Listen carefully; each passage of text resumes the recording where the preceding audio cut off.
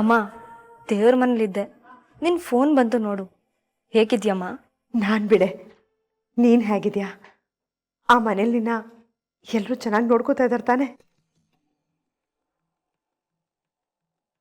Hello hello ಅಮ್ಮ, ಇಲ್ಲಿ ಯಾಕೋ ಲೈನ್ ಸರಿಯಾಗಿ ಸಿಗ್ತಿಲ್ಲ.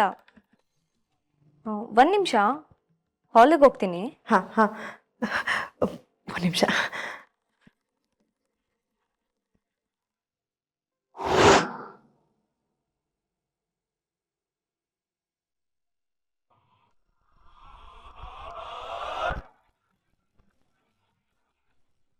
ಅಮ್ಮ, ಆತಂಕ ಪಡೋ ಅಗತ್ಯನೇ ಇಲ್ಲ.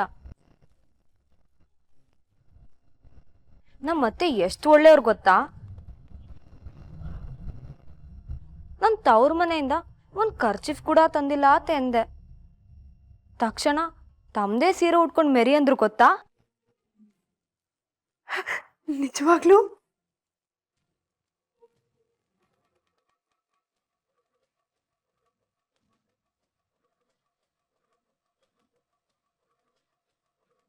ಹೌದಮ್ಮ. ಬಂದ ತಕ್ಷಣ ಅವ್ರ ಸೊಂಟದ ಬೀಗದ ಕೈನ ನನ್ನ ಸೊಂಟಕ್ಕೆ ಸಿಕ್ಸೋಕ್ ಬರೋ ಅಷ್ಟು ಉದಾರ ಮನ್ಸವ್ರದು. ಹಂಗೆವ ಆ ಗೀತಾ ಹಾಡ್ತಿರೋ ಹೊಸ ಗೀತೆ ಕೇಳಿಸ್ಕೊಂತಿದೀಯ ನೀನು? ಹಾಂ, ಸರಿ ಸರಿ. ನಿಮ್ಮ ಯಜಮಾನ್ರು? ಓ, ನನ್ನ ಗಂಡನ ಬಗ್ಗೆ ಕೇಳ್ತಿದ್ಯಾ? ನನ್ನ ಗಂಡ ಸಿಕ್ಕಾಪಟ್ಟೆ ಒಳ್ಳೆಯವನ್ ಬಿಡಮ್ಮ, ಸ್ವಲ್ಪ ಸೋಮಾರಿ.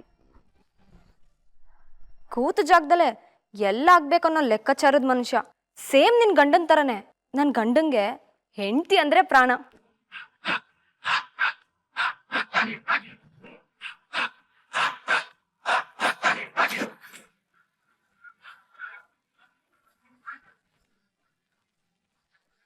ಇನ್ನು ನಮ್ಮ ಅತ್ತೆಗೊಬ್ರು ಅಣ್ಣ ಇದ್ದಾರೆ, ತಾರ ಅಂಕಲ್ ಅಂತ.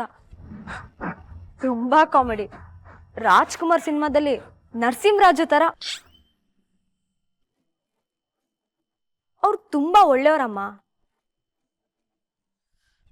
ಆದ್ರೆ ಮಾಡಕ್ಕೇನು ಕೆಲ್ಸ ಇಲ್ಲ ಅಷ್ಟೆ. ಸುಮ್ನೆ ಆ ಕಡೆ ಈ ಕಡೆ ಓಡಾಡ್ಕೊಂಡಿರ್ತಾರೆ. ಇನ್ನು ನಮ್ಮ ಮಾವ ಒಳ್ಳೆತನಕ್ಕೆ ಉದಾಹರಣೆ. ಎಲ್ರನ್ನು ಚೆನ್ನಾಗಿ ನೋಡ್ಕೊಳ್ಳೋ ಜೀವ. ಅವ್ರ ಕೃಪಾ ಕಟಾಕ್ಷ ನನ್ನ ಮೇಲೆ ಇರೋ ತನಕ ನನಗೇನೂ ಆಗಲ್ಲ. ಈ ಮನೇಲಿ ನಾನು ನೆಮ್ಮದಿಯಾಗಿರ್ತೀನಿ ಬಿಡಮ್ಮ. ಏನೋ ಮಗಳೇ, ನೀನಲ್ಲಿ ಸಂತೋಷವಾಗಿದ್ರೆ ನನಗದೇ ನಿರಾಳ ಕಣೆ. ಹಾ ಗೀತಾ, ಇಷ್ಟಕ್ಕೂ ನಾನು ನಿನಗೀಗ ಫೋನ್ ಮಾಡಲಿಲ್ಲ ಗೊತ್ತಾ? ಅಂದ್ರೆ ಮಾಡಿದ್ದು ನೀನು, ಮಾತಾಡ್ತಿರೋದು ನೀನು. ಹಾ, ಆದರೆ ಫೋನ್ ಮಾಡಿ ಮಾತಾಡು ಅಂತ ಹೇಳಿದ್ದು ನಿಮ್ಮಪ್ಪ ಕಣೆ.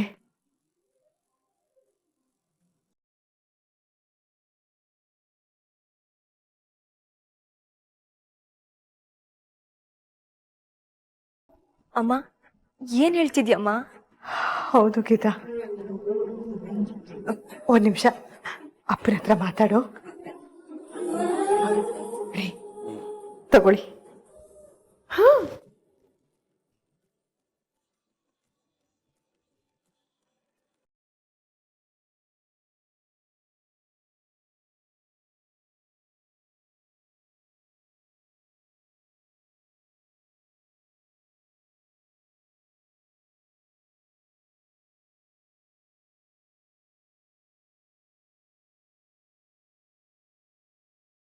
ಹಲೋ ಮಕ್ಕಳೇ,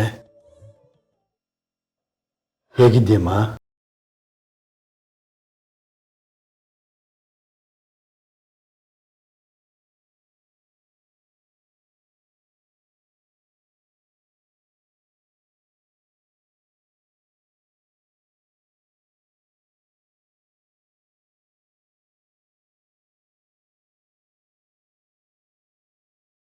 ಅಪ್ಪ,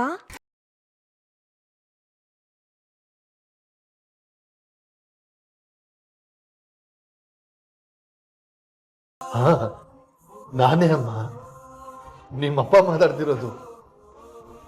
ಊರು ತುಂಬಾ ನಿಂದೆ ಸುದ್ದಿ, ಎಲ್ರೂ ನನ್ನ ಹೊಗಳವ್ರೆ. ಹೇಗಿದ್ಯಾ ಮಗಳೇ? ನಾನು ಚೆನ್ನಾಗಿದ್ದೀನಪ್ಪ. ನೀವು? ಹಾ, ನೀನ್ ಚೆನ್ನಾಗಿರ್ಲೇಬೇಕು ಮಗಳೇ.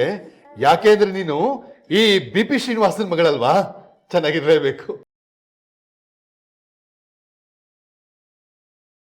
ಹಾ, ಚೆನ್ನಾಗಿರ್ಬೇಕು ಮಗ.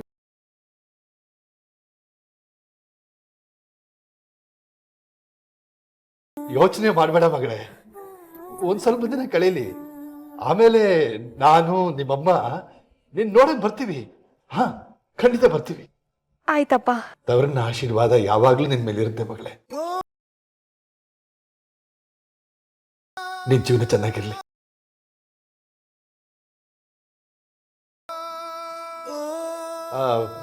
ಇಡ್ಲಾ?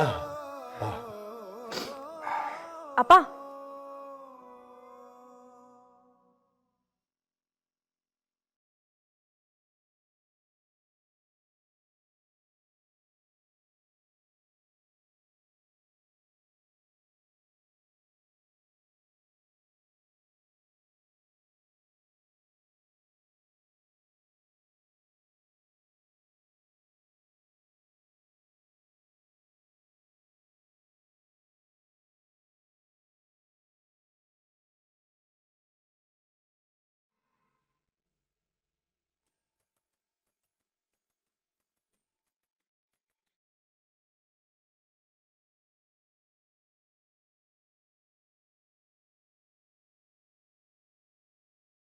BP ಶ್ರೀನಿವಾಸ, ಮಂತ್ರಿ ಸೂರ್ಯಪ್ರಕಾಶ್ ಬೀಗರು.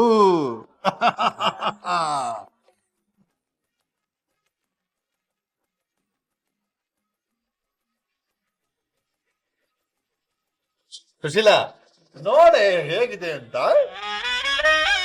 ರೀ, ಏನ್ರಿ ಮಾಡ್ತಿದ್ದೀರಾ? ದೊಡ್ಡೋರು ಹೇಳೋದು ಕೇಳಿಲ್ವೇನೆ? ನಾಳೆ ಮಾಡೋ ಕೆಲಸ ಹಿಂದೆ ಮಾಡು, ಆ ನಾಳೆ ಎಂಬ ಮಾತ ಮುಂದೆ ದುಡು, ನಾಳೆ ಏನಾಗುವುದೋ ಬಲ್ಲವರು ಯಾರು, ಅದಕ್ಕೆ ಈ ಕೆಲಸನ ಇವತ್ತೇ ಮಾಡು ಅಂತ ಮಾಡಿದೀನಿ ಕಣೆ. ಚೆನ್ನಾಗಿದ್ಯಾ? ಏನ್ರಿ ಏನ್ರಿ ಇದೆಲ್ಲ? ಸುಶೀಲಾ, ನಮ್ ಲೆವೆಲ್ ಮೇಲೆ ಹೋಗ್ತಿದ್ದಾಗೆ ನಾವು ಕೆಳಗೆ ಬರಬಾರ್ದು. ಒಂದು ಲೆವೆಲ್ಗೆ ನಾವು ಅಪ್ಗ್ರೇಡ್ ಮಾಡ್ಕೊಳ್ತಾ ಹೋಗ್ಬೇಕಣೆ. ಅಲ್ಲ ರೀ, ನಿಮ್ ಹೆಸರು ಕೆಳಗಡೆ ಸರ್ಕಾರಿ ಕಾರ್ಯನಿರ್ವಹಣಾಧಿಕಾರಿ ಅಂತಿತ್ತು ತಾನೆ? ಅದು ಹೋಯ್ತು ಕಣೆ, ಹೋಗ್ಲೇಬೇಕು. ಸರ್ಕಾರನೇ ನನ್ ಜೊತೆ ಬೀಗ್ತನ ಮಾಡ್ಕೊಂಡು ಕೂತಿದ್ಯಲ್ಲೇ, ಅದಕ್ಕೆ BP ಶ್ರೀನಿವಾಸ, ಮಂತ್ರಿ ಸೂರ್ಯಪ್ರಕಾಶ್ ಬೀಗರು. ಹೇಗಿದೆ? ನಾನು ಇನ್ನು ಕೇವಲ ಸರ್ಕಾರಿ ಉದ್ಯೋಗಿ ಅಲ್ಲ ಕಣೆ, ಬೀಗ. ಮಂತ್ರಿ ಸೂರ್ಯಪ್ರಕಾಶ್ ಅವ್ರ ಬೀಗ. ಸುಶೀಲಾ, ಭಾಗ್ಯದ ಬಾಗಿಲ ಬೀಗಕ್ಕೆ ಅಚಾನಕ ಸಿಕ್ಕಿರೋ ಬೀಗದ ಕೀಲಿಕೈ ಕಣೆ ಈ ಸಂಬಂಧ. ಅದಕ್ಕೆ ನೀವ್ ಹೀಗ್ ಬದಲಾಗ್ತಿದ್ದೀರಾ? ಇದನ್ನ ಬದಲಾವಣೆ ಅಂತ ಯಾರೇ ಕರೀತಾರೆ, ಎಲ್ಲಿ ಹೇಗಿರ್ಬೇಕೋ ಹಾಗಿರೋದು ಅಂತಾರೆ. ಸುಖ ಸಂತೋಷ ಎಲ್ಲ ಬಂದು ಶ್ರೀನಿವಾಸ ಬಾರ ಕಂದ ಅಂತ ಕರೆಯುವಾಗ ನಾನು ಬರೋಲ್ಲ ಅಂತ ಸುಮ್ಮನಿರಕ್ಕಾಗತ್ತೇನೆ? ಅದ್ ಸರಿ ರೀ, ಹಾಗಂತ ಅದನ್ನ ಈ ರೀತಿ ಬೋರ್ಡ್ ಮೇಲೆ ಬರ್ಸ್ಬೇಕಾ? ಬರ್ಸ್ಲೇಬೇಕು ಕಣೆ, ಇಲ್ಲಾಂದ್ರೆ ಜನಕ್ಕೆ ನಾನೇ ಅಂತ ಗೊತ್ತಾಗೋದಾದ್ರೂ ಹೇಗೆ? ನಮ್ಮೂರಲ್ಲಿ ಮೊದಲನೇ ಸರಿ ಟ್ಯೂಬ್ಲೈಟ್ಸ್ ಹಾಕಿದ ಗುರುಪಾದ ಟ್ಯೂಬ್ಲೈಟ್ ಗುರುಪಾದ ಆಗ್ಲಿಲ್ವಾ? ಇದು ಹಾಗೆ. ಎಷ್ಟಕ್ಕೂ ಇರೋದನ್ನ ಇದೆ ಅಂತ ಹೇಳೋದಕ್ಕೂ ಬಂದಿರೋದನ್ನ ತೋರ್ಸೋದಕ್ಕೂ ಸಂಕೋಚ ಯಾಕೆ? ನೋಡೆ ಸುಶೀಲಾ, ನಮ್ಮ ಲೆವೆಲ್ಲು ಸಮಾಜದಲ್ಲಿ ಟಾಪ್ ಹೋಗ್ತಿರ್ಬೇಕಾದ್ರೆ ನಾವು ಟಿಪ್ ಟಾಪ್ ಆಗಿ ಇನ್ಮೇಲೆ ನನ್ನ ವರಸನೆ ಬದಲಾಗ್ತಾ ಹೋಗುತ್ತೆ.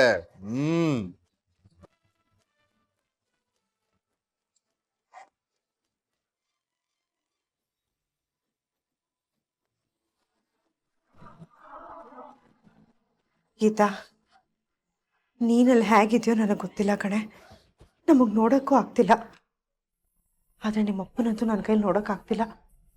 ಸಂಪೂರ್ಣವಾಗಿ ಬದಲಾಗ್ತಾ ಇದ್ದಾರೆ. ಇದು ಹೋಗಿ ಎಲ್ಲಿಗೆ ಮುಟ್ಟುತ್ತೋ ಏನಾಗುತ್ತೋ ನನಗಂತೂ ಒಂದು ಗೊತ್ತಿಲ್ಲ.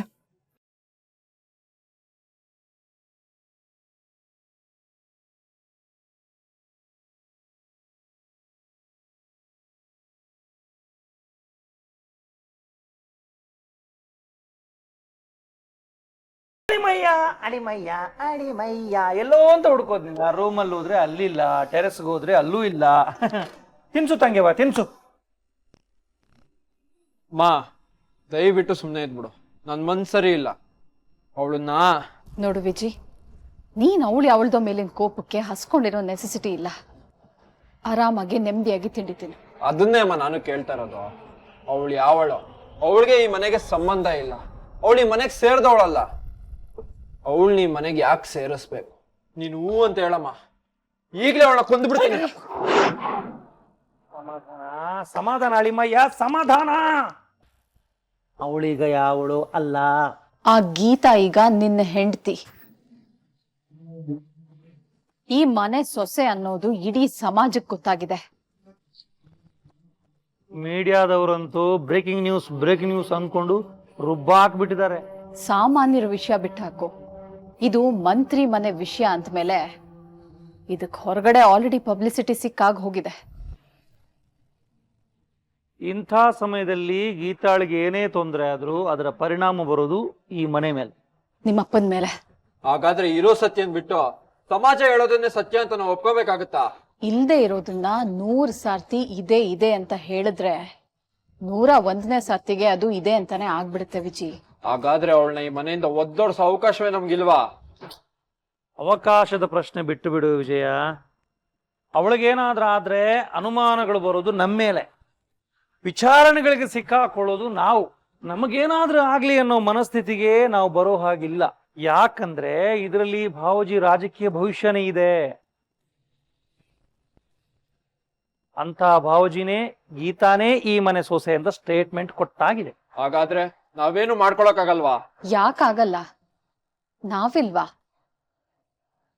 ಅವಳು ಈ ಮನೆಯಿಂದ ತಾನಾಗಿ ಹೊರಗೆ ಹೋಗ್ಬೇಕು. ಹಾಗೇನಾದ್ರೂ ಪ್ಲಾನ್ ಮಾಡ್ತೀನಿ. ನೋಡು, ನೀನ್ ಅದ್ರ ಬಗ್ಗೆ ತಲೆ ಕೆಡಿಸ್ಕೊಂಡೆ ಆರಾಮಾಗಿ ನಾಳೆಯಿಂದ ಕಾಲೇಜಿಗೆ ಹೋಗ್ಬಾ. ಇನ್ಮೇಲೆ ಗೀತಾ ಟೆನ್ಷನ್ ನಂದು, ಅದಕ್ಕೊಂದು ಮುಕ್ತಿ ಕೊಡ್ಸೋ ಜವಾಬ್ದಾರಿನೂ ನಂದು.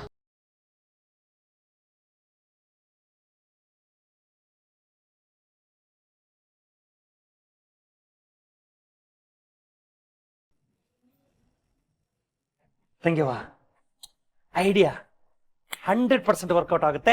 Come on. ಏನನ? ಅಯ್ಯೋ ನನ್ನ ತಂಗೆವ್ವ, ಬಾ ಹೇಳ್ತೀರಿ, ಬಾ ನೀನ್ ತಿನ್ನು.